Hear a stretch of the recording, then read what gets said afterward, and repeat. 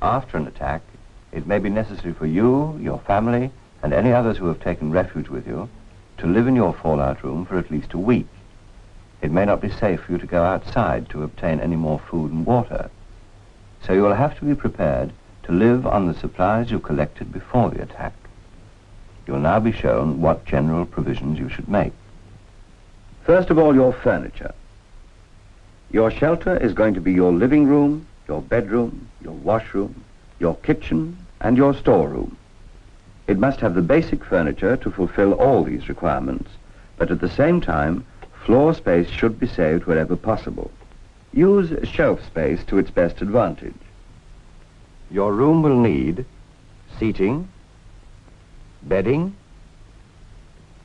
a portable radio and spare batteries so that you can receive advice and further instructions, amusements and pastimes for you and the children, simple cooking equipment and fuel, and a large store cupboard for food supplies. You will need to have by you a reserve of tinned and other non-perishable food. This should be enough to feed the whole household and possibly some extra mouths for at least a fortnight. Wrap up all your food, except for tin stuffs, and keep it in closed cabinets or cupboards. Food is not harmed by fallout radiation, but anything that has had fallout dust on it will be contaminated and made dangerous to eat. If there are babies or young children, remember their special food, and don't forget the pets. It may not be possible to keep all your food in the fallout room, but you should keep as much food there as possible. Any remaining food should be kept in your larder or in a cupboard close to your fallout room. Once there has been a warning of fallout, it may be dangerous to leave your fallout room except for very short periods to collect more food and water. After a nuclear attack, the mains water supply may fail or become contaminated by fallout. Store as much water as you can. For drinking, you will need a minimum of 2 pints per person per day.